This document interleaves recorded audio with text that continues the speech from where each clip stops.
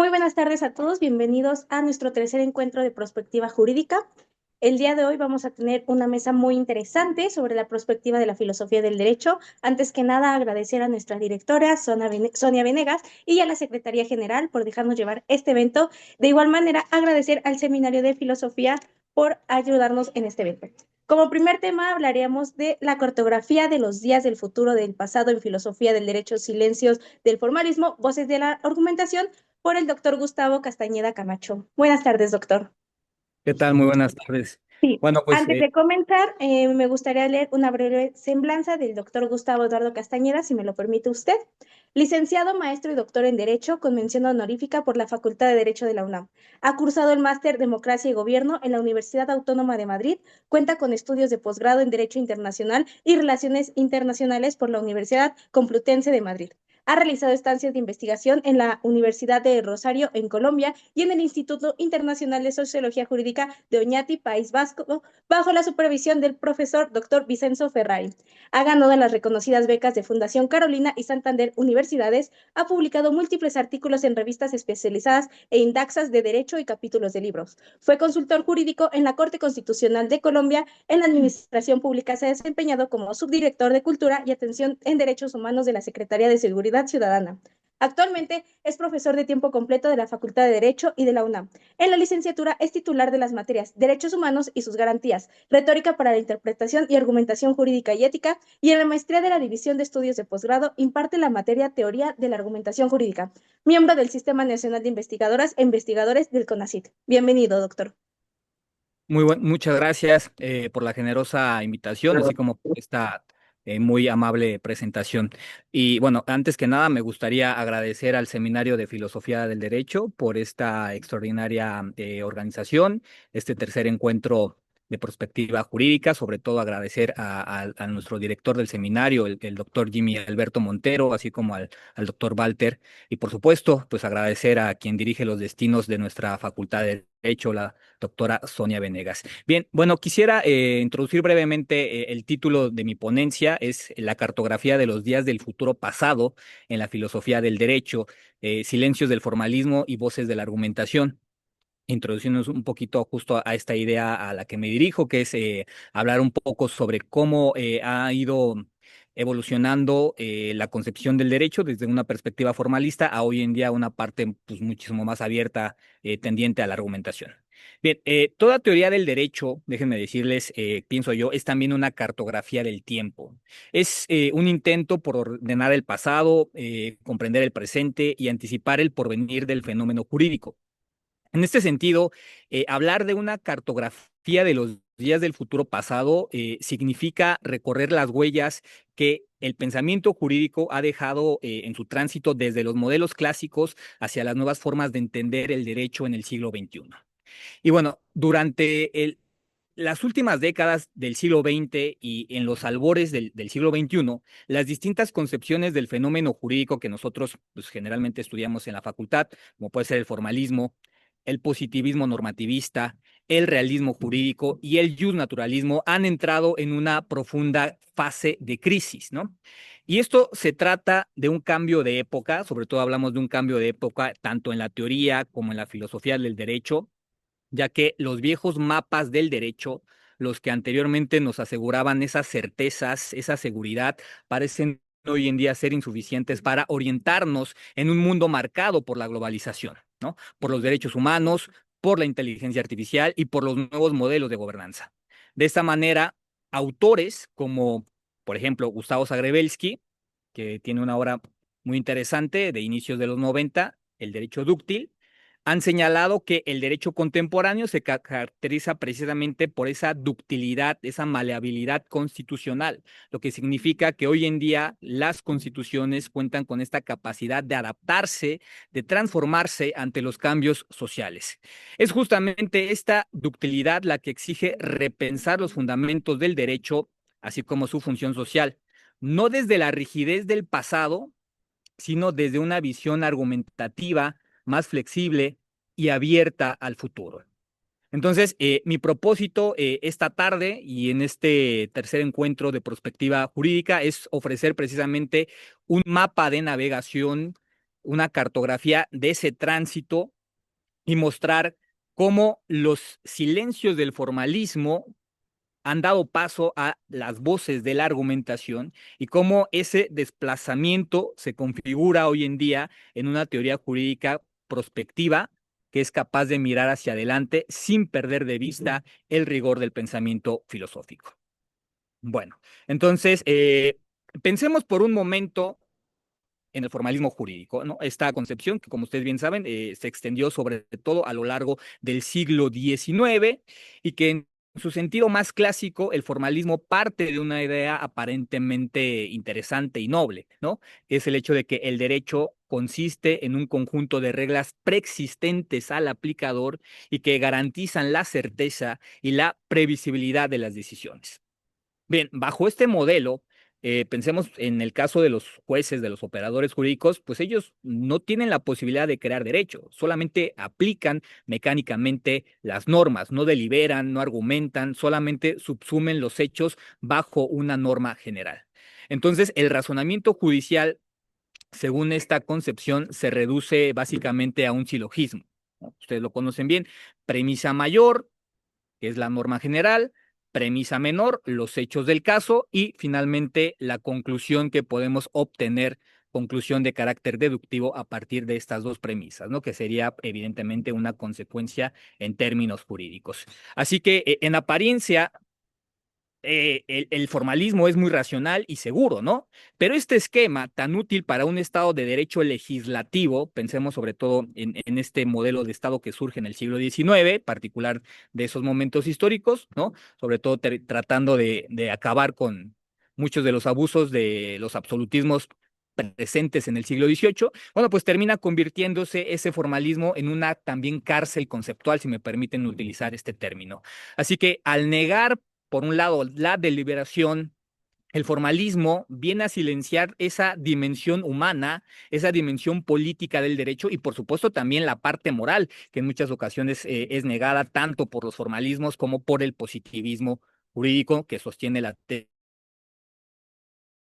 tesis de la separación conceptual entre derecho y moral.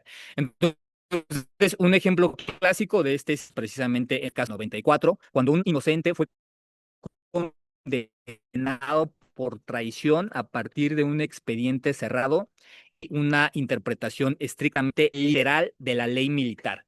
En este caso, el juez formalista aplicó la norma y el resultado, pues evidentemente fue algo injusto. Hoy sabemos, hoy en día tenemos en cuenta que el derecho no puede reducirse a una operación lógica, porque toda aplicación implica también interpretación de hechos e interpretación de normas. El formalismo, digámoslo de esta manera, en su intento por asegurar la certeza, eliminó la voz de los jueces capaces de razonar en términos deliberativos y también incluso en términos morales. Su silencio fue en realidad una forma de obediencia ciega a la ley. Y sin embargo, no debemos olvidar, como nos advierte y reconoce el mismísimo Gustavo Zarrebelsky, que sin cierto grado de formalismo no habría, por ejemplo, este Estado de Derecho, ¿no? El rule of law o la Rechtsstaat, ¿no? Lo que se critica entonces no es como tal la existencia del formalismo, sino su absolutización, ¿no? Verlo en términos absolutos. Porque cuando el formalismo se convierte en dogma, el derecho deja de ser un discurso racional para convertirse en una técnica vacía.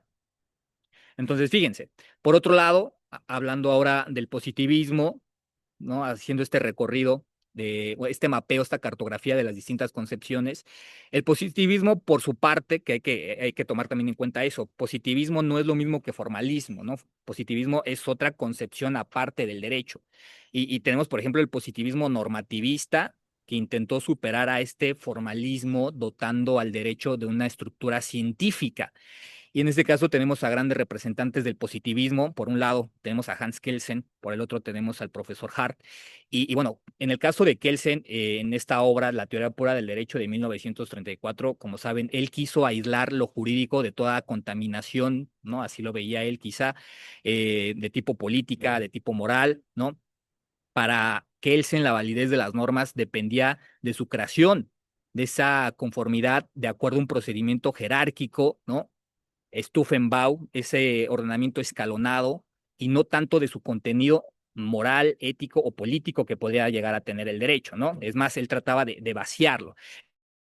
Este modelo, que además ha sido muy extendido en América Latina, la concepción de que él señala del derecho, pues ofreció claridad y rigor, pero esa neutralidad también tuvo un costo, ¿saben? Por ejemplo, hablamos de la desvinculación del derecho respecto de la justicia, la separación derecho-moral, ¿no? Entonces, el drama, digámoslo de esta manera, del siglo XX, en el que las leyes raciales, las dictaduras amparadas en normas formales, las guerras justificadas jurídicamente, mostraron que la validez formal de las normas también puede convivir con la atrocidad. Por su parte, Hart, ¿no? Que fue un positivista muchísimo más moderado y sofisticado, reconoció que el derecho es una práctica social, sí, pero compuesta principalmente por reglas primarias y reglas secundarias. Aún en su modelo de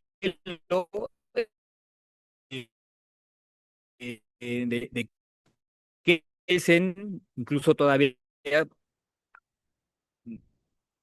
se, se mete un poquito más al que quedaba relegada para la excepción y no la regla. Frente a ellos, antes, a los 40 observamos el realismo jurídico norteamericano con figuras como el juez Oliver Wendell Holmes, ¿no? Quienes pusieron los pies del derecho sobre la tierra, digámoslo de esta manera, ¿no? En la realidad, en la práctica jurídica. Lo que importaba entonces no era la norma escrita, ¿no? El derecho en los libros, sino más bien el derecho en acción, tal y como sucede en la práctica, en los tribunales, ¿no? Lo que resuelven realmente y hacen realmente los jueces. Pero esa visión empírica también del realismo desembocó en otro extremo, ¿no? Podríamos pensar incluso en las teorías escépticas, ¿no? Hablemos de las teorías marxistas, de las teorías latinoamericanistas, ¿no? De Boaventura de Sousa Santos, ¿no? Las teorías feministas, etcétera, ¿no? Entonces, si todo depende del juez, ¿dónde quedará la racionalidad jurídica? Podría preguntarse, ¿no? Tenemos, por otro lado, a los llamados neoyusnaturalismos, en sus versiones, por ejemplo, de Radbruch, de Gustav Radbruch o de John Finnis, quien recupera esa idea de que una ley injusta no puede ser derecho. Sin embargo, su apelación a valores universales muchas veces terminó siendo una fórmula vacía, incapaz de guiar la interpretación concreta. De esta manera, a finales del siglo XX, todas estas concepciones, formalismo, positivismo, realismo y los naturalismos entraron en crisis, que era lo que yo quería destacar en esta ponencia, ¿no? El derecho entonces necesitaba una nueva gramática y esa gramática hacia donde apuntaban todas las direcciones era justamente la gramática de la argumentación jurídica, ¿no? Así, de esta manera, el cambio de paradigma se produce cuando comprendemos que el derecho no es un sistema cerrado de normas, sino una práctica argumentativa. El interés por la argumentación jurídica surge en la segunda mitad del siglo XX con autores como Theodor Fiebig en la tópica y jurisprudencia, en Shane Perelman y su nueva retórica, y por ejemplo también tendríamos autores muy interesantes como Stephen Toulmin y su lógica informal o lógica alternativa en su libro Los usos de la argumentación, quienes revaloraron esa parte retórica, tópica, de lógica informal como instrumentos racionales, no simplemente persuasivos. A ellos van a seguir autores que van a configurar la teoría estándar de la argumentación jurídica, como Neil McCormick o Robert Alexy, creadores de una nueva visión más sofisticada, más renovada y, por supuesto, más acreditada para argumentar en el campo de lo jurídico. Para McCormick, el juez no deduce la solución de la norma, sino que la construye a partir de una justificación coherente entre los principios, los precedentes y los hechos del caso. Para Alexi, ¿no? Que es sin duda alguna el gran baluarte, el gran artífice de la teoría estándar de la argumentación jurídica, el derecho es entendido como un caso especial del discurso práctico general, ¿no? Que es justamente hablar de temas ya de filosofía moral, hablar ya de temas de ética, de moral, donde las decisiones se justifican mediante reglas, mediante principios, y los conflictos se resuelven por ponderación y no a través de una subsunción.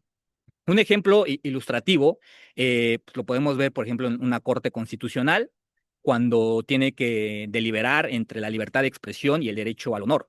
¿no? Este es el famoso caso Titanic, ¿no?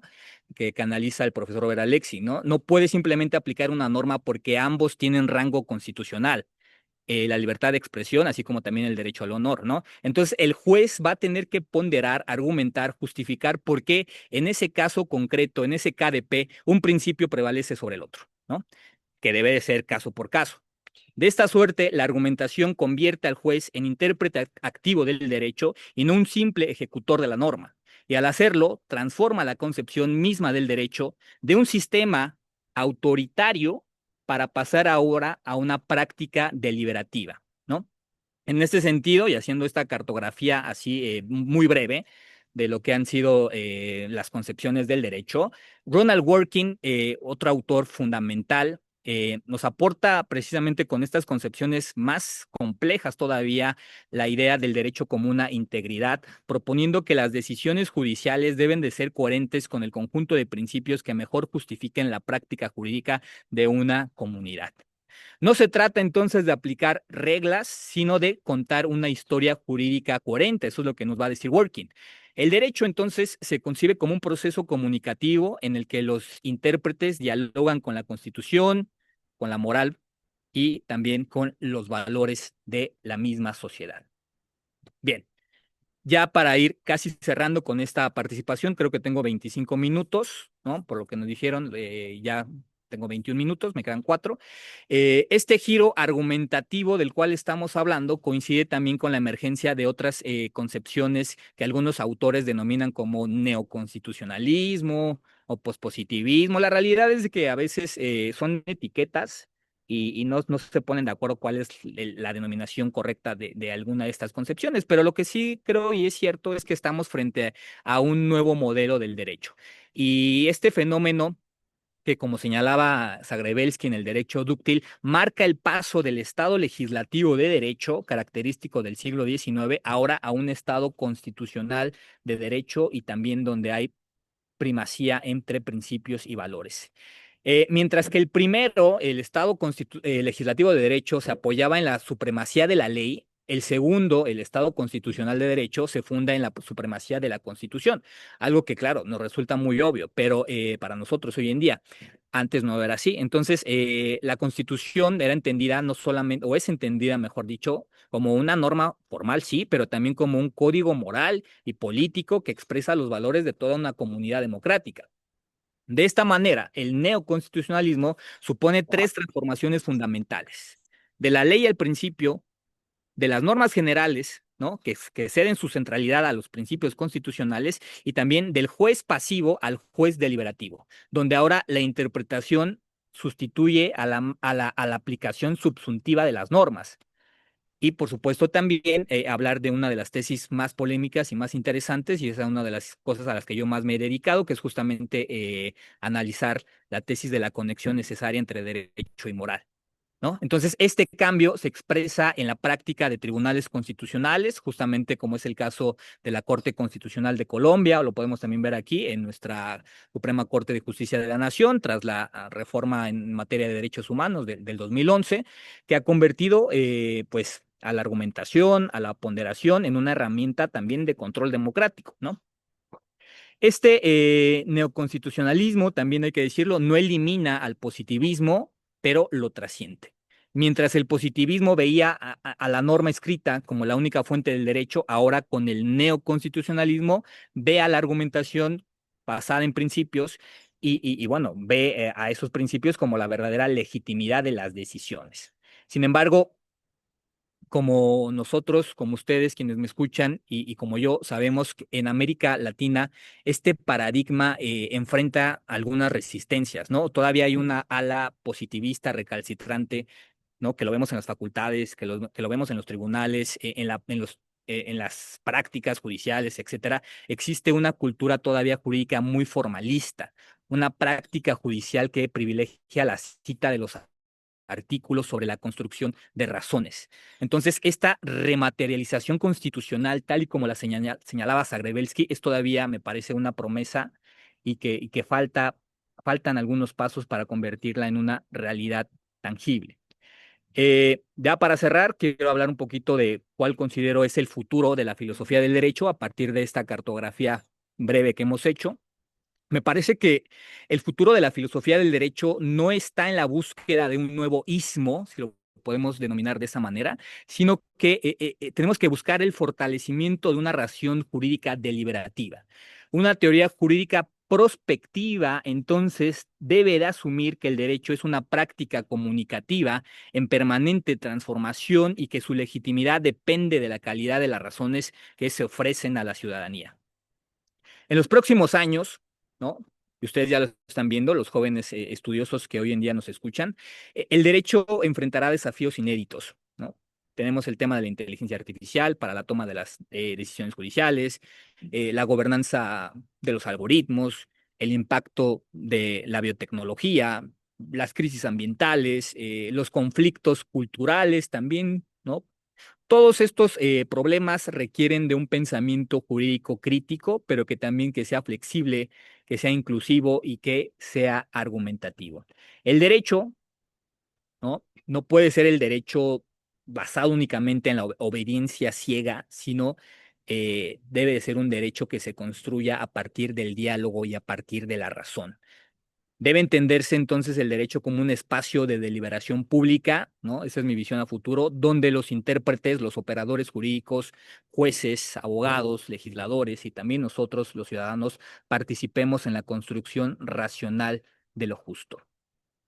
Y bueno, cierro con esta reflexión que les quiero dejar a la mesa, ¿no?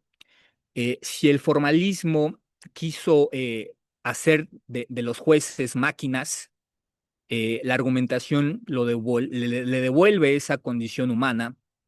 Y si el positivismo quiso hacer del derecho un sistema cerrado y la deliberación lo convierte en una práctica abierta al tiempo y a la historia, el reto de la prospectiva jurídica, ¿no? Y de esta visión al futuro es entonces mantener un equilibrio entre la coherencia del pasado, ¿no? También hay que reconocer las aportaciones del pasado, pero también abrirnos de manera, ¿no? Crítica, pero al final del día también entendiendo los nuevos cambios que vienen del porvenir, porque solamente en ese espacio, digamos, de tensión entre los silencios del formalismo y las voces de la argumentación, el derecho podrá seguir siendo, como lo mencionaba Gustavo Saraibelsky, un derecho dúctil, razonado y profundamente humano. Bueno, pues eso sería todo de mi parte y pues muchas gracias a los moderadores y a los doctores quienes han organizado este magnífico evento. Muchas gracias. Muchísimas gracias, doctora, a usted por estar con nosotros, por su asistencia y su participación y por compartirnos su conocimiento en este tema tan interesante que yo creo que a los alumnos les va a interesar, ¿no? Al final de cuentas, estamos hablando de que es el pasado y el futuro lo que va a ver el tema que usted nos platica. Para seguir con esta mesa, ahora vamos a tener los retos en la filosofía del derecho por el doctor Walter Arellano Torres. También me permito leer una breve semblanza del doctor. ¿No tendrás el último, Walter? Me escribió. Profesor de licenciatura y posgrado de la Facultad de Derecho de la UNAM y otras instituciones. Licenciado en Derecho, Filosofía, Ciencias de la Comunicación, Administración y Gestión Pública y Psicología. Maestro y doctor en Derecho y doctor en Estudios del Desarrollo, conferencista a nivel nacional e internacional, autor, coautor y coordinador de obras jurídicas. Fue acreedor al premio Raúl Cervantes Ahumada a la mejor tesis de maestría del año 2018 con la tesis La enseñanza creativa del derecho. Es autor de los libros Bajo la lupa, análisis de casos relevantes en la elección de 2018 hacia una agencia ciudadana para 2024, introducción a la prospectiva jurídica y modelo para la enseñanza de la filosofía del derecho mediante el método de casos, 66 lecciones. Asimismo, coordinó las obras Los derechos en serie de Breaking Bad a Black Mirror, El derecho laboral en el cine, Teoría jurídica contemporánea 2, Cuentos sin corbata, Estética jurídica y coautor del libro interactivo El árbol de la democracia. También ha participado en la elaboración de capítulos de libros especializados y revistas académicas. También es autor de varias voces jurídicas en diccionarios especializados como el Diccionario Jurídico, editado por la Facultad de Derecho, y el Diccionario de Vocabulario Judicial, editado por el Instituto de la Judicatura Federal. Ha elaborado múltiples cursos en la aplicación Coursera denominados MOOC, miembro del Sistema Nacional de Investigadores e Investigadoras. Bienvenido, doctor.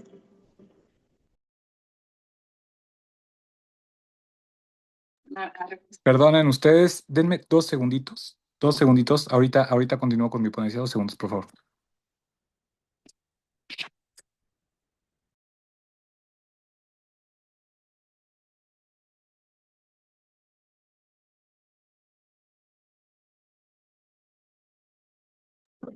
Claro, doctor, en un momento estamos con usted en cuanto usted nos indique.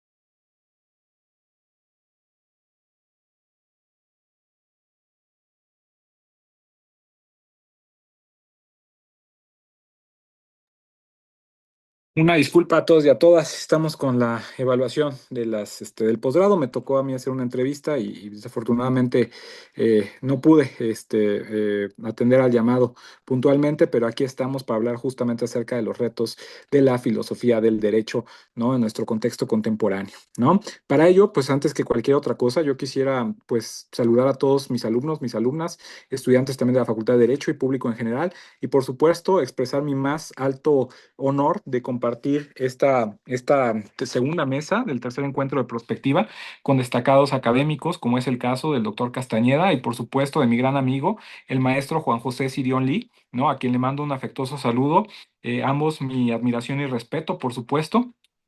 Y bueno, pues yo quisiera platicar de alguna manera acerca de por dónde vamos, ¿no? Es decir, ¿por dónde vamos? ¿Pero por qué por dónde vamos, doctor? Si nosotros tenemos que hablar de prospectiva jurídica, tenemos que hablar acerca del futuro. En principio, aclaraciones metodológicas.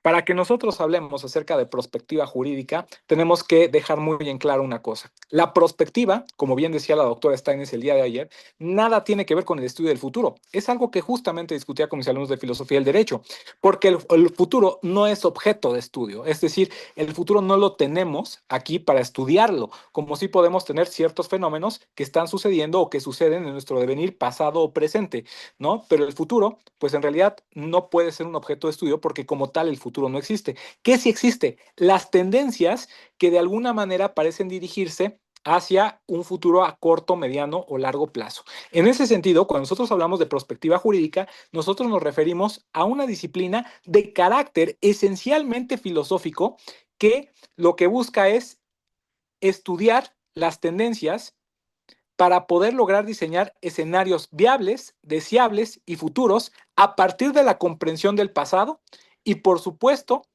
de las incidencias, deseos y anhelos que existen en el presente, ¿no? Entonces, la prospectiva jurídica es una disciplina que es independiente, porque muchos lo han utilizado desde la perspectiva metodológica, un estudio prospectivo, hablando metodológicamente, ¿no? O métodos prospectivos, pero en realidad es una disciplina tan compleja que por su naturaleza es independiente.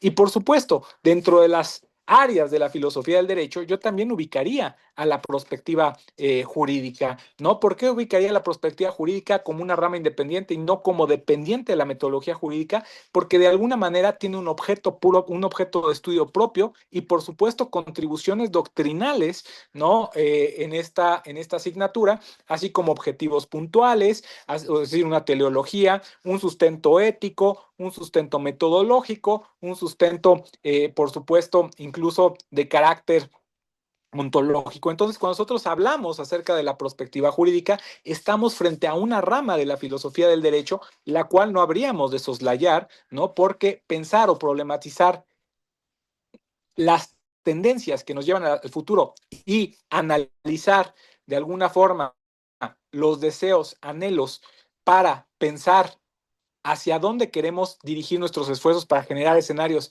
viables, deseables y futuros, forzosamente representa un ejercicio ético. ¿Quién decide el futuro? ¿Cómo decide el futuro? ¿Para qué decimos el futuro? ¿Qué es el futuro? De alguna manera también es una forma de estudiar aspectos necesarios que, por supuesto, son objeto de interés de nuestra disciplina filosófica, ¿no? La propia idea de para qué o por qué pensar el futuro representa sin duda pues un problema que pudiéramos orientar hacia el interés de carácter filosófico y, ¿por qué no? Si nosotros hablamos de perspectiva jurídica, estamos hablando de una disciplina, de una rama de la filosofía del derecho que tiene como objetivo estudiar las tendencias presentes, ¿no? Los problemas pasados con la intención de generar escenarios viables, deseables y futuros en materia de derecho.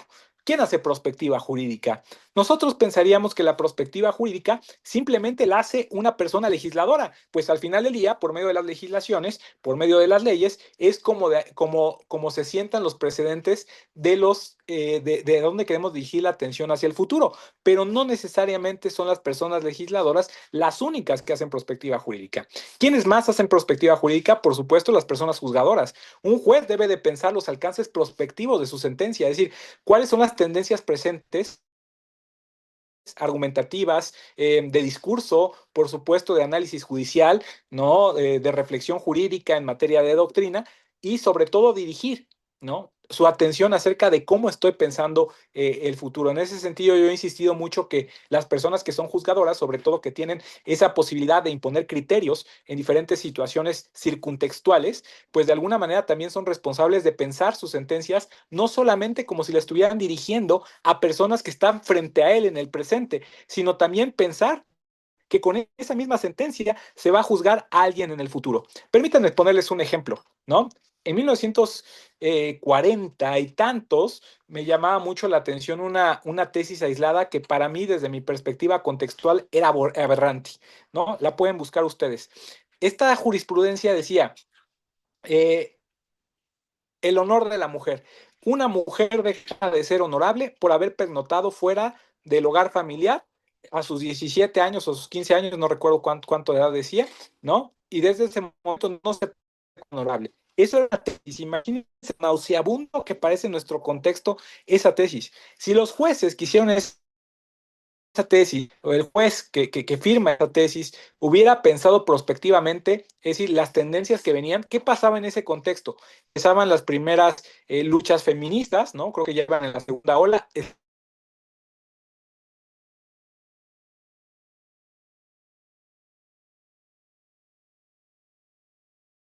Sí, tiene que poder apagar su cámara. ¿Puede apagar su cámara, por favor, doctor? Se Familiar, congeló una la noche. imagen. ¿Puedo qué, perdón? Apagar su cámara, es que se había congelado su imagen. Y ya no se congeló, a lo mejor es tú, No, ya no. ¿no? Ya, gracias. Bueno, entonces, en ese sentido, podemos estar ciertos que de alguna forma esa jurisprudencia es nauseabunda en nuestro contexto. Claro, profesor, usted está cometiendo un error metodológico en la historia, juzgando con categorías axiológicas, morales, e incluso personales, algo que históricamente estaba en otro contexto. Por supuesto, metodológicamente esto es un error historiográfico y sería inadmisible.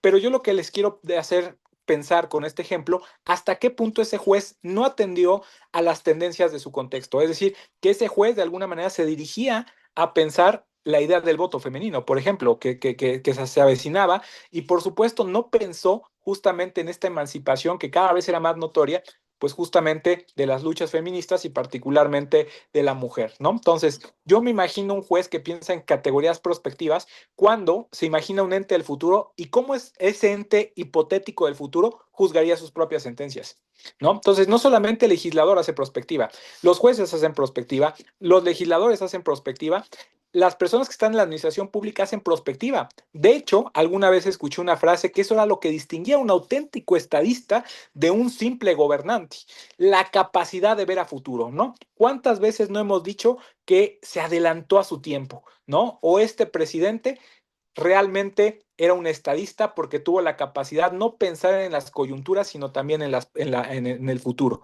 ¿no? Y esa es una pugna que vamos a tener, coyunturas versus prospectiva. Yo creo que debemos de buscar un justo medio de resolver los problemas coyunturales sin dejar de observar el futuro. Entonces, todos y todas las operadoras jurídicas de alguna manera tienen el deber de tener una responsabilidad ética de plantear prospectivamente el impacto de sus decisiones, de sus sentencias y, por supuesto, el impacto, ¿no?, de cómo pueden tener, ¿no?, una repercusión en el futuro las decisiones de carácter judicial.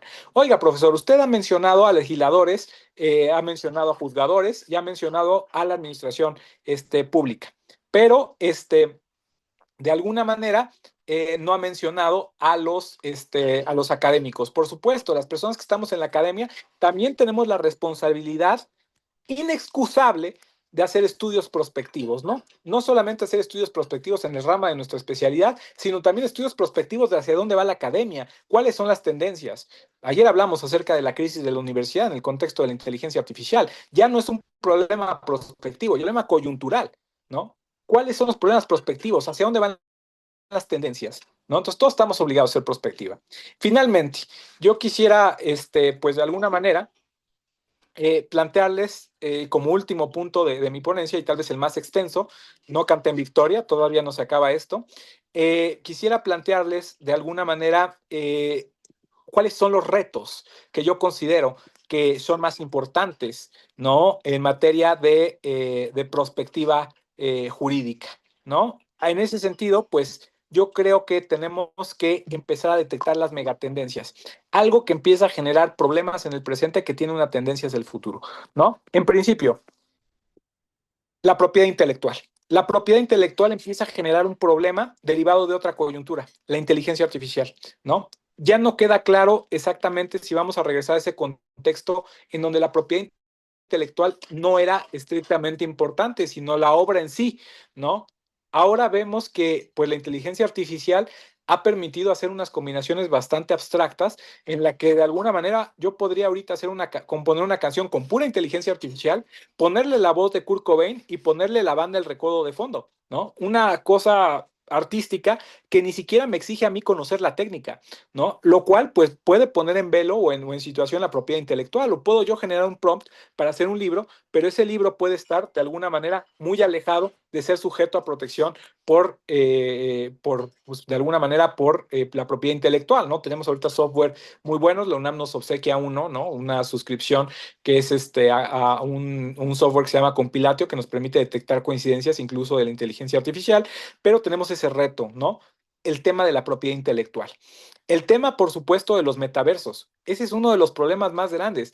Ahorita ya es común ver memes, ¿no? De donde sale, por ejemplo, un personaje diciendo, mi papá al darse cuenta que me gasté el dinero que me dio para ropa, en ropa para el Fortnite, o no recuerdo para qué videojuego, en vez del mundo real. O sea, la gente está comprando supuestos bienes en el metaverso.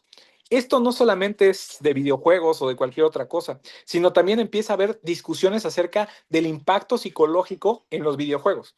Verbigracia, hace un tiempo leía una nota de la cual corroboré que efectivamente sí había una incidencia judicial en la cual una persona, ¿no?, justificaba que en el metaverso fue violada, ¿no? Esta persona en el metaverso decía que de manera tumultuaria llegaron varios usuarios y la violaron. Alguien dirá, pero es que no se configura el tipo penal que está predispuesto, por ejemplo, en el 177 del Código de la Ciudad de México, ¿no?, que de alguna manera establece que forzosamente debe de introducirse el miembro viril o cualquier otro objeto de manera no consentida por la víctima, ¿no?, para que se configure el tipo penal, ¿no? En ese sentido, pues alguien dirá, pues eso no se puede en el mundo digital. Bueno, pues la víctima como material probatorio dijo que esa afectación que se le dio en el mundo digital había tenido las mismas consecuencias en su psique como si hubiera sido en el mundo material. Vean ustedes esto y qué reto representa el tema de los metaversos. Otro de los temas de los metaversos es que aunque les parezca increíble, en una sociedad como la nuestra, en la que muchas generaciones están predeterminadas a no conseguir un bien inmueble, por ejemplo, ¿no? Ustedes lo saben, un bien inmueble en la Ciudad de México es algo muy caro que generalmente está reservado para un privilegio de clase, dada la pues demanda, ¿no? Que existe de tantas personas que quieren tener un departamento, una casa, un terreno, ¿no? Y pues la disponibilidad geográfica de ello, ¿no? Entonces, en ese sentido, pues en el metaverso, pues aunque ustedes no lo quieran, se empieza a discutir un tema de propiedad, de patrocinios, ¿no? Que en el metaverso incluso se están vendiendo terrenos, ¿no? Aunque suene algo ridículo, ¿no? Se están vendiendo en un espacio digital, pues de alguna manera este tipo de cuestiones. Otro de los temas fundamentales y de las megatendencias de la perspectiva jurídica que son objeto de discusión en el marco de la filosofía del derecho es un tema que ha tratado un destacado colega, a quien admiro mucho en lo profesional y en lo personal, pero particularmente lo admiro mucho en lo académico, ¿no? No obstante, quiero señalar que tenemos a veces muchas discrepancias en torno a la coyuntura política actual, pero su pensamiento no deja de admirarme y por supuesto empatizo con él. Estoy hablando de Raimundo Espinosa y por supuesto este texto tan maravilloso que habla acerca de la maquinización del derecho, ¿no? Es decir, otra de las megatendencias es la maquinización del derecho. Y debo decir que tampoco la debemos de satanizar. Es decir, la maquinización del derecho que va muy a la par de la inteligencia artificial parece ser una consecuencia natural. Déjenme decirlo con todas sus letras. Cada vez que conozco un ministerio público, de veras, cada vez que conozco un ministerio público, preferiría que me atendiera una inteligencia artificial a un ministerio público. Creo que haría una mejor clasificación del delito, creo que haría una mejor redacción en cuanto a la narrativa y creo que haría una mejor canalización a la policía de investigación, ¿no? Lo digo de manera muy respetuosa, pero lo digo en serio, ¿vale? Entonces, hay una tendencia a la maquinación del derecho que no necesariamente es negativa en algunos puntos, pero puede tener muchas repercusiones en otros más. Forzosamente el seguimiento de un asunto jurídico requiere de la creatividad, la capacidad crítica y sobre todo la observancia ética de los operadores jurídicos humanos, sobre todo la toma de decisiones, de responsabilidades y por supuesto de criterios, ¿no? En ese sentido, creo que una de las megatendencias, pues justamente es la maquinización del derecho. Otra de los temas o puntos medulares que habríamos de observar es justamente la protección del medio ambiente, ¿no? La protección del medio ambiente representa uno de los temas medulares de la filosofía del derecho y por supuesto en un contexto donde coyunturalmente nosotros vemos una tendencia, la falta de respeto, la falta de cuidado y sobre todo la falta de sensibilidad en materia de medio ambiente. Si ustedes son observadores y observadoras, notarán una constante. El problema del medio ambiente está latente, ¿no? Está latente. ¿En qué sentido? La Agenda 2030 parece ser simplemente un conjunto de buenas intenciones que están predeterminadas a no cumplirse, ¿no? El Acuerdo de París, que a regañadientes medianamente se ha simulado cumplir, pero la no responsabilidad de quienes producen o quienes causan los verdaderos efectos justamente de los problemas de cambio climático o medioambientales. Es decir, en un contexto en que en que todos somos responsables, o eso al menos nos hacen creer que todos somos responsables, pues nadie tiene la culpa, ¿no? En ese sentido, pues yo creo que el medio ambiente representa una de las áreas de oportunidad más importantes de la filosofía del derecho, particularmente en lo que concierne en los aspectos éticos y la responsabilidad, ¿no? Que de alguna manera y paralelamente también se podrían problematizar a partir del análisis de las culturas del exceso en las que vivimos y la distribución del exceso, donde paralelamente, junto con los abusos del medio ambiente, tenemos manifestaciones de desigualdad y de pobreza bastante grandes. El último punto en la materia, y que creo que es uno de los grandes retos prospectivos para el estudio de la filosofía del derecho, es la bioética y el avance de los estudios en materia de neurociencias. A mí me parece algo preocupante, ¿no? La modificación de pues justamente de seres humanos, la modificación genética, ¿no? La inclusión de chips, ¿no? En los seres humanos. Y pues es una lástima que ahorita mi memoria pues anda fallando un poco. No recuerdo el nombre exacto de la película. Por favor, si alguien lo recuerda, me lo podría hacer favor de decir o de poner en el chat para ejemplificarla, porque creo que es una buena película que representa el punto al que quiero llegar, ¿no? En donde pues básicamente hay toda una arquitectura de modificación genética para el perfeccionamiento de super seres humanos, ¿no? En ese sentido es una tendencia a realidad, ya no es ciencia ficción. ¿Hasta qué punto es ético hacer super seres humanos, no? O peor aún, uno de los temas latentes en uno de los directores de cine de coyuntura y de moda, ¿no? Don Guillermo del Toro, que se plantea el problema de la inmortalidad, no solamente en Frankenstein, sino también en otras de sus películas, ¿no? Como La forma del agua, ¿no? El problema de la inmortalidad. hasta qué punto podríamos hacer modificaciones genéticas, ¿no? Que de alguna manera creen no solamente humanos con capacidades excepcionales y extraordinarias, sino también capacidades de supervivencia muchísimo más largas. No sé si ustedes vieron hace un par de meses algo que a mí por lo menos me estalló la cabeza, ¿no? Un mandatario de alto nivel, si es que no mal recuerdo, creo que era el presidente de China, discutiendo con Putin acerca de la inmortalidad. ¿No? Ya no es ciencia ficción, son dos grandes líderes de la geopolítica, pues justamente hablando de esta situación.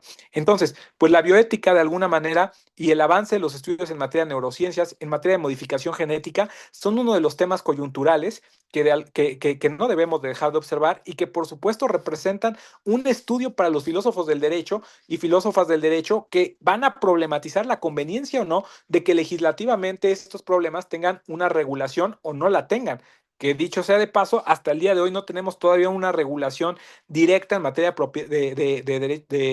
de inteligencia artificial en México. Ya no hablemos pues de lo que está haciendo Elon Musk ahorita, de incluir chips o hacer una especie de cyborgs con su nueva empresa que busca que estemos ya pues no solamente con accesorios fuera de nuestra corporeidad, sino dentro de nuestra corporeidad conectados a la tecnología. Entonces, de manera muy sintética, yo quisiera decir 5 conclusiones de esta ponencia. Primera, la perspectiva jurídica ya no se trata de algo lejano o accesorio. Es necesario que formemos a nuestros alumnos y alumnas con categorías y con premisas de la perspectiva jurídica. Segunda conclusión, cuando hablamos de perspectiva jurídica nos referimos a una disciplina de carácter filosófico que tiene como objetivo estudiar las tendencias presentes y pasadas a fin de diseñar escenarios viables, deseables y futuros para un mejor porvenir. El problema es qué es mejor porvenir. Por supuesto, esto también lo va a estudiar la teleología jurídica, la ética jurídica, la deontología jurídica, entre otras disciplinas, ¿no? Tercera conclusión. Podemos encontrar que en materia prospectiva hay varias tendencias que son tan grandes y tan abrumadoras que podríamos llamar megatendencias, ¿no? Cuarta conclusión. Algunas de estas megatendencias que yo problematicé son la propiedad intelectual y hasta qué punto va a poder seguir siendo regulada, la inteligencia artificial y los metaversos, la maquinización del derecho, la protección del medio ambiente, la bioética y el avance de los estudios en materia de neurociencias y modificación genética.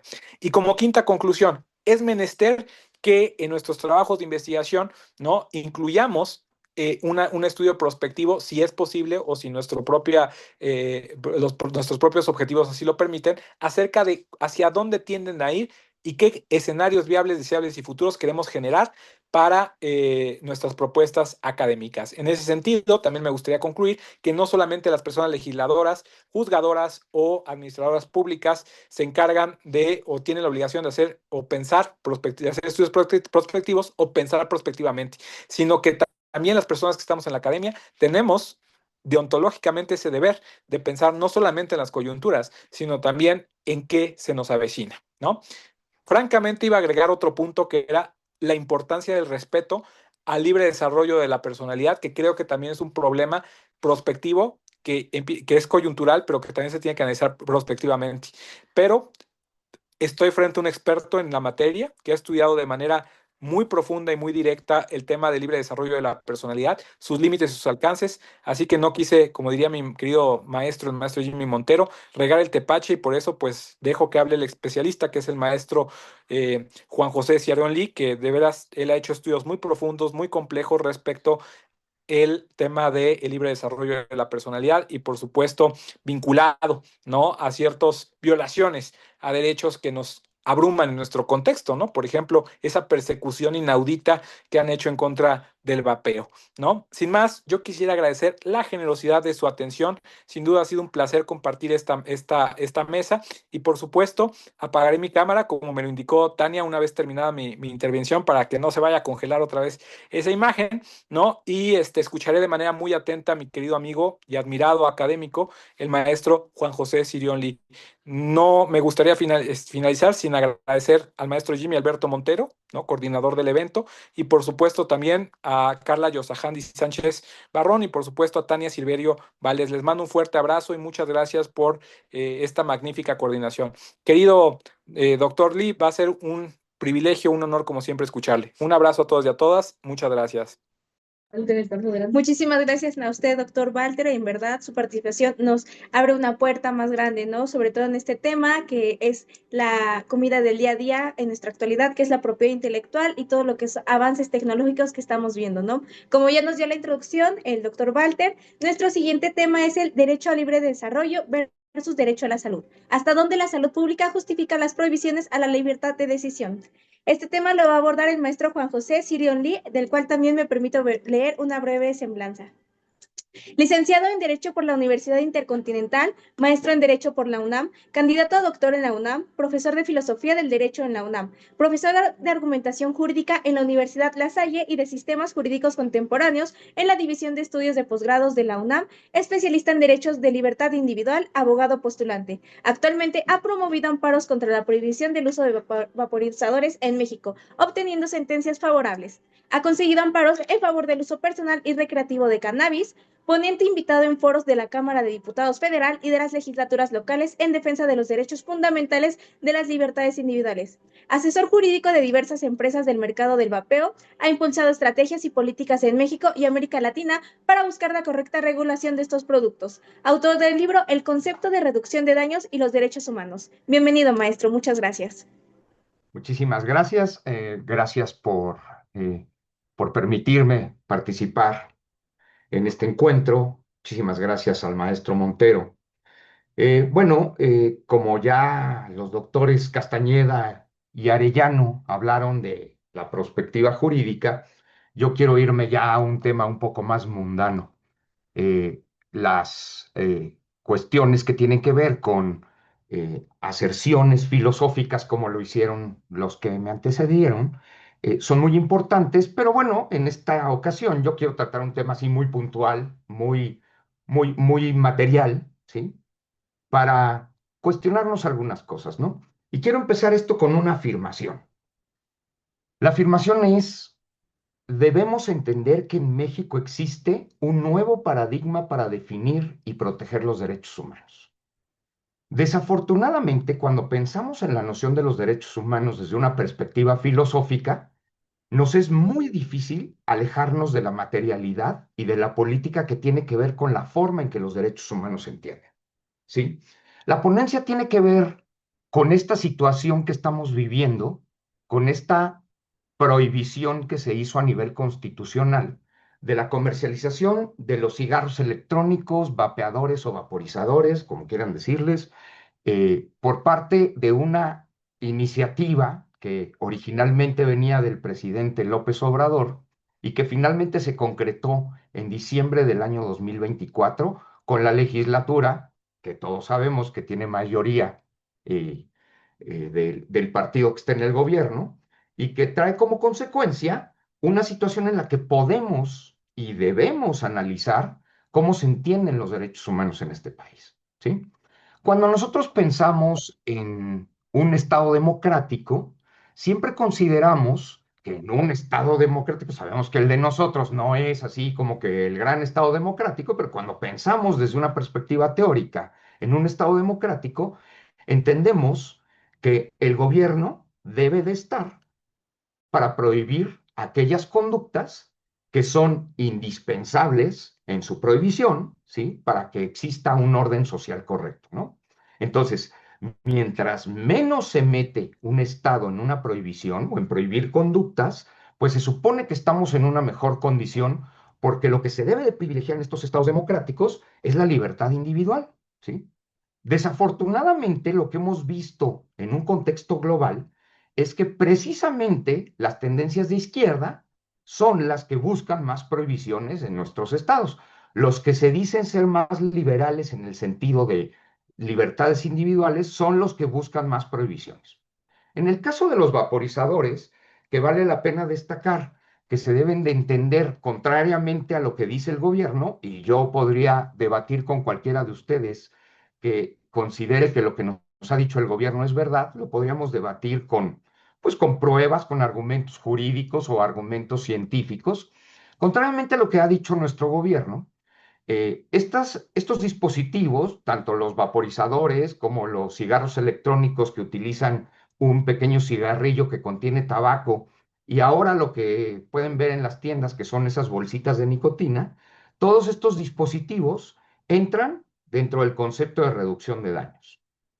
Está establecido por la gran mayoría de la literatura científica mundial que estos dispositivos son al menos 20 veces menos dañinos que un cigarro convencional. Y cuando pensamos en la noción del concepto de reducción de daños, pues entendemos que esto significa que alguien va a continuar haciendo una conducta, pero con un riesgo menor, ¿no? Acuérdense que finalmente, desde los años 70 se hicieron muchas campañas que tenían que ver con, por ejemplo, la gente que se inyectaba heroína. Había veces que estaban urgidos y entonces agarraban jeringas del bote de la basura, porque no traían jeringa para inyectarse la heroína, se inyectaban la heroína y se contagiaban de SIDA o se contagiaban de hepatitis. Entonces, se hace una campaña para decir, a ver, en vez de juzgar que son drogadictos y que no deben de utilizar eso, lo que vamos a hacer es, bueno, si te quieres drogar, pues es tu problema, pero por lo menos no te contagies de otra enfermedad por andar urgido, ¿no? Entonces se empiezan a hacer campañas para entregar jeringas, para entregar inclusive asesoría de cómo inyectarse, enfermeras que les ayudaban a inyectarse, con el objeto de que un problema que es la adicción a estas sustancias no se convierte en otro problema más grande que es el contagio de enfermedades que son bastante graves, ¿no? Entonces, esta postura de reducción de daños, pues ha ido evolucionando en diferentes campos, ¿no? Cuando en África se estaba propagando el SIDA, pues se empezó a promover que se utilizaran preservativos, ¿no? Oye, pues mira, si vas a tener relaciones sexuales está bien, pero cuídate para que no te vayas a contagiar. En la actualidad utilizamos muchísimas cosas con base en este concepto, ¿no? El cinturón de seguridad del coche. La gente no va a dejar de manejar porque haya accidentes de tránsito, pero sí puede manejar en condiciones en las que haya menos probabilidades de que reciban un daño en caso de un accidente. El casco de las motocicletas, etcétera. Entonces, lo que tenemos con los vaporizadores es una tecnología que por su forma de funcionamiento resulta ser muchísimo menos dañina que el cigarro.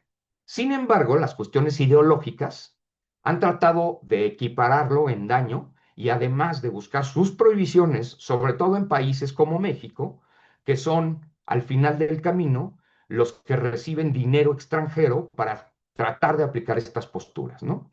En nuestro país en específico, como todos sabemos, sucedió una situación personal del expresidente en el que su hijo tuvo ahí alguna interacción con uno de estos dispositivos y parece ser que buscó esta prohibición desde que él era presidente. Lo hizo mediante decretos presidenciales en los que extrañamente y cuestionablemente, si efectivamente el presidente tiene facultades para emitir este tipo de decretos, prohibió en primer lugar la circulación y posteriormente la importación y exportación de estos dispositivos. No obstante lo anterior, el 19 de octubre de 2021, la Suprema Corte de Justicia, por contradicción de tesis, determina que la prohibición de la comercialización de estos dispositivos es inconstitucional. Y aquí es donde la política empieza a jugar una cuestión muy importante en la situación de la observación de los derechos humanos. Mientras que la Corte determina que por no violar derechos humanos se debe de considerar inconstitucional la prohibición, lo que sucede en el Ejecutivo en ese momento, que todos lo sabemos, es una grave pugna contra el Poder Judicial, por lo que se está buscando constantemente el golpeteo a la Suprema Corte de Justicia, y esto trae como consecuencia que al existir esta jurisprudencia por contradicción de tesis, se tome la decisión de elevar a nivel constitucional la prohibición de los vaporizadores con el claro objeto de golpear la decisión de la Suprema Corte de Justicia. Y entonces, cuando lo analizamos desde una perspectiva filosófica con base en la noción de cuáles son los derechos que están en juego con esta prohibición, nos encontramos con esta problemática de determinar, bueno, cuál es el alcance del derecho a la salud que pueda justificar una restricción al libre desarrollo de la personalidad que determina de qué forma puedo yo interactuar con no solo los vapeadores, sino con cualquier tipo de sustancias o inclusive alimentos, la percepción de mi género, etcétera, ¿sí? Entonces, cuando hablamos del concepto de reducción de daños, tenemos tres derechos humanos que se encuentran en juego. El primero es el libre desarrollo de la personalidad, que, pues, como ya lo dije, pues es el que nos permite tomar decisiones con respecto a nuestras metas en la vida, nuestra forma de percibirnos y de hacer las cosas que nosotros queremos.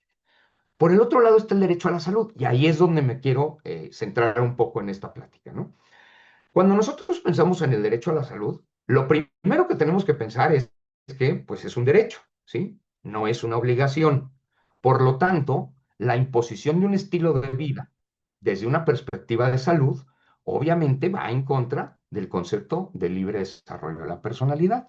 Lo que está haciendo nuestro gobierno al prohibirnos una alternativa, pues claramente incide, ¿sí?, en que nuestras posibilidades de tomar decisiones con respecto al uso de cualquier cosa, pues se está coartando, y para ello necesariamente tendría que haber una justificación, como lo dije al principio. Cualquier cosa que se pretenda prohibir necesita una justificación clara para, para decir, bueno, esto tiene un bienestar en la población. Contrariamente a ello, lo que ha pasado con nuestros legisladores es que se han sumado una gran cantidad de razonamientos carentes de base científica e inclusive de base lógica, con lo que se ha justificado buscar una restricción a estos productos. No digo prohibición porque desde una perspectiva técnica, cuando la iniciativa presentada por el presidente López Obrador decía se prohibirá, en el artículo 4 constitucional, se prohibirá todo lo relacionado con cigarros electrónicos vapeadores, al final del camino la forma en que se aprobó esta reforma es, se sancionará por la ley todo lo relativo a los cigarros electrónicos, vapeadores, etcétera. Los abogados sabemos que la palabra sanción no solamente significa castigo, sino inclusive significa reconocimiento de algo, o sea, regulación.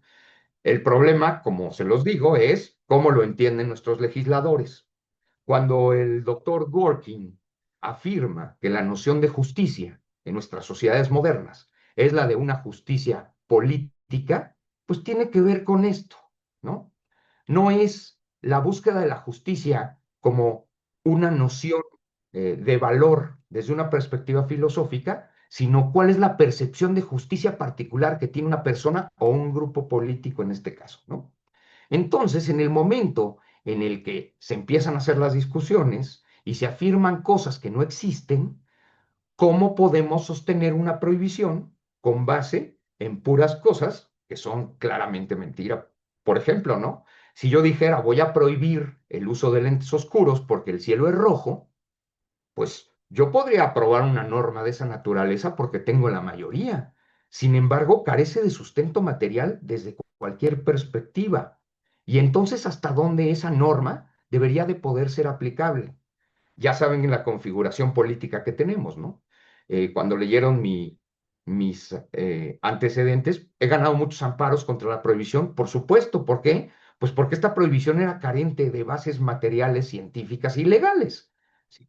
Lo que está sucediendo ahorita es entonces cuál es el alcance que tiene el derecho a la salud, que inclusive podría atentar contra las libertades de las personas con el objeto de resguardar la salud, ¿sí? Cuando el derecho a la salud, al no ser una obligación, más bien tiene que ver con las decisiones que tome yo, ¿no? Si, por ejemplo, yo, en mi caso personal, yo era un fumador de 2 cajetillas diarias de cigarros y de repente me aparece esta tecnología con la que dejo de fumar cigarros combustibles de la noche a la mañana y después de hacerme análisis médicos me doy cuenta que mi salud va mejorando todo el tiempo, pues esa es una decisión del tratamiento que yo quiero tomar, respetando efectivamente el derecho a la salud que yo tengo, ¿no? Entonces, en el momento en que se busca desde una perspectiva política cerrar posibilidades de decisión, nos encontramos con esta situación en la que tenemos que analizar hasta dónde podemos considerar que nuestros derechos humanos han cambiado desde el paradigma en que se van a entender. Esto no es uno de los únicos de las únicas situaciones políticas que hemos vivido en este país. Todos sabemos que ha habido una reconfiguración de los alcances, todos sabemos que la Suprema Corte de Justicia ha cambiado posturas que tenemos, y si bien es cierto que, como decía el doctor Castañeda, la cerrazón de la aplicación de la norma puede contener problemas, pues los abogados que estamos más viejos, lo que buscamos siempre es la certeza jurídica. Y mientras no haya aplicación de la norma, no existe la certeza jurídica. ¿Cómo podemos entender, por ejemplo, y lo pongo a discusión de las personas que están conectadas a este Zoom, cómo podemos entender que cuando existe un país en el que hay una división de poderes, como es este país, en donde cada uno de los poderes tiene una facultad específica, ¿sí? Partimos de la idea de el legislativo tiene la facultad de legislar, ¿no? De hacer las leyes, ¿sí? El ejecutivo, como su nombre lo dice, casi lo estoy diciendo como nos lo enseñaron en la primaria, ¿no? El ejecutivo es quien ejecuta las leyes. Y el judicial, y aquí es donde empezamos con una situación. Si bien es cierto, el judicial es quien dirime las controversias entre particulares y el Estado, desde una perspectiva política, el judicial es quien tiene la facultad de hacer el control de constitucionalidad de las leyes. En un país democrático normal, una jurisprudencia por contradicción de tesis de la Corte debería de ser integrada a la normatividad y no contravenida por posturas políticas de un grupo mayoritario, como sucedió en este caso. Entonces, regreso. Si nosotros pensamos en principios jurídicos, pensamos en derechos humanos, ¿cómo debemos entender la configuración que se está dando con este gobierno de izquierda, de los alcances que tienen tanto la interpretación como la aplicación? Eso es un misterio. ¿Ok? Bueno, pues termino con la idea de que cada vez que un gobierno busca disminuir las opciones de decisión de las personas, nos está robando un poco de nuestra libertad. Y si ustedes recuerdan, empecé con una afirmación y ahora voy a terminar con una pregunta. ¿Debemos entender que en México existe un nuevo paradigma para definir y proteger los derechos humanos? Lo dejo a discusión de ustedes. Muchas gracias. Gracias, maestro, por su participación y asistencia. También un tema muy interesante el que usted nos plantea, ¿no? El de los vaporizadores que el día de hoy están como en tendencia, sobre todo en la juventud. Es momento de abrir sesión para preguntas y comentarios de nuestros participantes y la gente que nos acompaña, por favor. Empezamos con Alejandro Sebastián Cortés. Sí.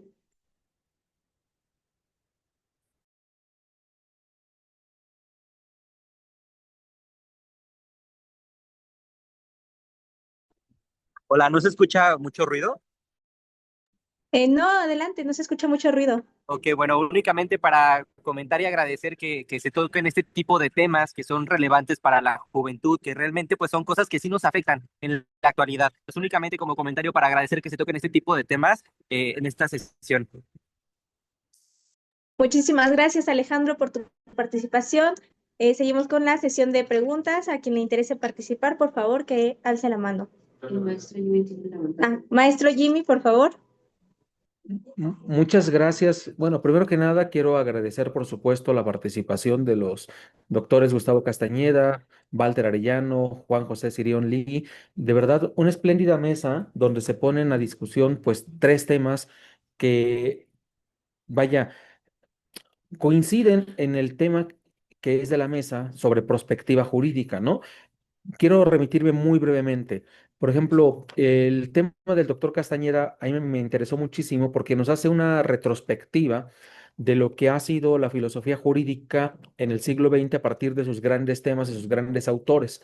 Pero plantea al final esta interrogante de si será una de las opciones la deliberación, la democracia deliberativa, si será a través de la construcción de consensos por vía de la participación, es decir, si será propiamente esta propuesta habermasiana, apeliana, de estos autores de alemanes, ¿no? De la ética del discurso, una opción viable para poder construir de cara a futuro los senderos por los cuales andará la filosofía, ¿no?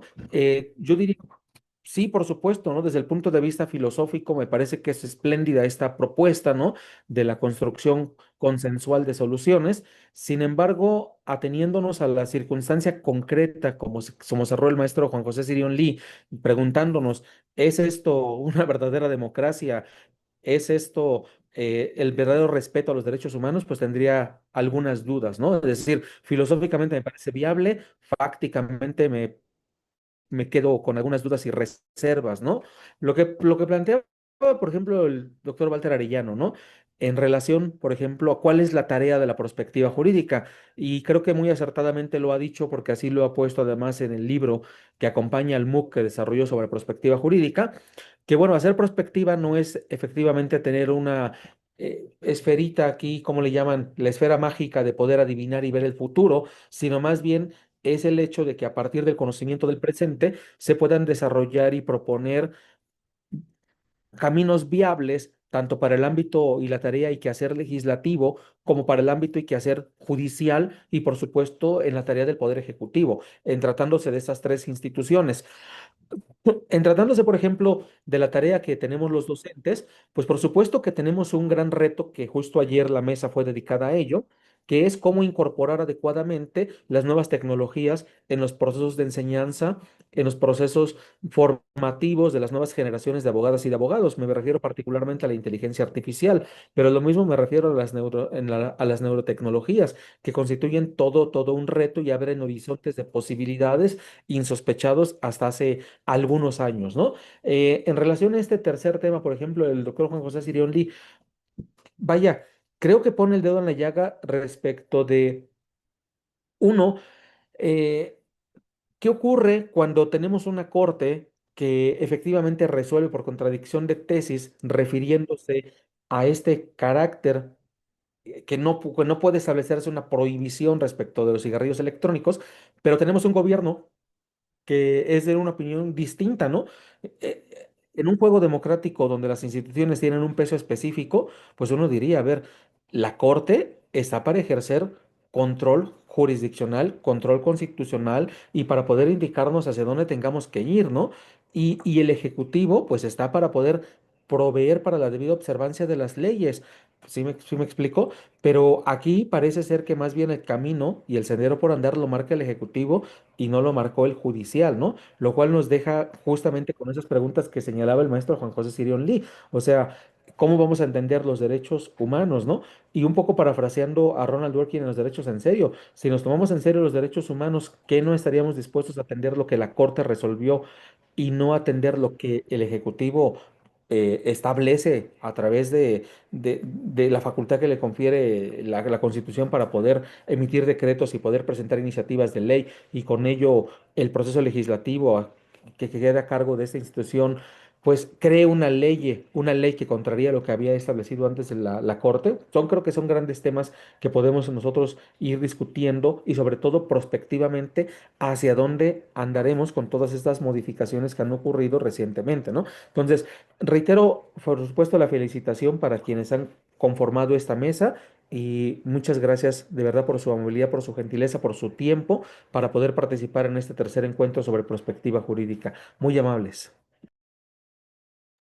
Muchísimas gracias a usted, maestro Jimmy, por su participación y sus comentarios muy acertados sobre los temas que estuvimos viendo. De igual manera, aquí en el chat nos pusieron un comentario. Jennifer Álvarez dice, actualmente parece que los derechos humanos en México están siendo vulnerados como la libertad de expresión. Aparentemente la hay, pero quien se pronuncia en contra de algún diputado del partido hegemónico es reprimido de alguna manera, como el caso de El Dato Protegido. También muchísimas gracias por tu comentario, Jennifer. Seguimos en la sesión de preguntas y comentarios a todos nuestros participantes. ¿Hay alguien que quiera hacer una pregunta? Si no hay preguntas, entonces vas a los comentarios finales de parte de los participantes como conclusión. Bueno, entonces podemos cerrar la breve sesión de preguntas y vamos a los comentarios finales de nuestros participantes. Comenzaríamos con el maestro Juan José Sirión Lee, por favor. Bueno, pues muchas gracias a todos los que estuvieron presentes en esta mesa.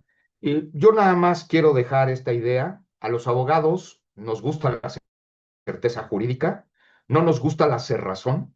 Y algo que ha sucedido desde el sexenio pasado es que esa certeza cada vez ha ido decreciendo, cada vez esto ha traído conflictos sociales y conflictos económicos en este país, y creo que los abogados debemos de tener la idea de tratar de encontrar límites al poder público que traten de cambiar las instituciones jurídicas que tenemos. Yo estoy convencido que esta Facultad de Derecho ha tratado en todo momento de combatir todas estas ocurrencias que hemos estado viviendo en los últimos años, pero bueno, cada vez tenemos que hacernos oír de manera más fuerte y pensar que es muy importante que la protección de los derechos humanos sea el eje central de este gobierno y de cualquier otro. Muchas gracias.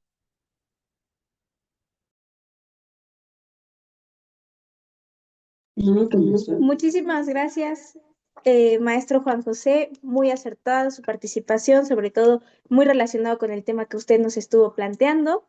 Y también vamos ahorita con la cierre del maestro Walter Arellano, por favor. Bueno, pues yo solamente quisiera decirles que muchas gracias. No se pierdan la siguiente mesa. Mañana cerramos este tercer encuentro de prospectiva, ¿no? Con miras a que tal vez el próximo año podamos hacer un encuentro internacional o un congreso internacional. Esto pues es una ocurrencia que se me está ocurriendo ahorita al calor, ¿no? de la ponencia, pero dejarlo abierto porque creo que estos temas dan para más profundidad, más tiempo y sobre todo tratarlos de manera individualizada. Así que, pues en una de esas, ¿no? Y con la venia de nuestras autoridades, tal vez el maestro Jimmy Montero también le guste la idea, podamos materializarlo y pues llevarlo a un escalón más, ya pasar de 3 encuentros a primer Congreso Internacional de Prospectiva. Digo, estoy pensando, ¿no? ¿A qué le tiras cuando sueñas mexicano? Pero, bueno, también agradecer, por supuesto, al maestro Jimmy Alberto Montero nuevamente, saludar con mucho afecto, admiración y agradecer la brillante ponencia de el maestro Juan José Sirión Lee. Y bueno, pues también agradecer al doctor Gustavo Castañeda, ¿no? Pero sobre todo ustedes, a todos y a todas que generosamente pues han asistido rigurosamente a estas 2 sesiones e invito a hacer lo mismo para la tercera sesión. Recuerden que se necesita 80% de asistencias para tener la constancia y también, ¿no? Es necesario pues de una vez cerrar, ¿no? El día de mañana con también brillantes ponencias estará la maestra la doctora Trilce Ovilla, estará por ahí otra destacada académica, en fin, ¿no? Les recomiendo mucho asistir al cierre el día de mañana. Y bueno, sin más, les deseo que tengan una magnífica tarde. Saludos a todos y a todas. Muchísimas gracias a usted, doctor Walter. En verdad, su participación muy importante en este tema y esperemos en algún futuro se pueda materializar este congreso. Como ya se nos adelantó el doctor, mañana los esperamos en la siguiente mesa de prospectiva de la ética en relación con la inteligencia artificial. Espero que estos sean temas que sirvan para su acervo académico y su aprovechamiento como estudiantes. Muchísimas gracias a todos por estar con nosotros un día más. Que tengan muy buena tarde y nos vemos mañana en la siguiente mesa de prospectiva. Muchas gracias. Buena tarde a todas y a Gracias. todos. Hasta mañana. Gracias. Gracias, buenas tardes.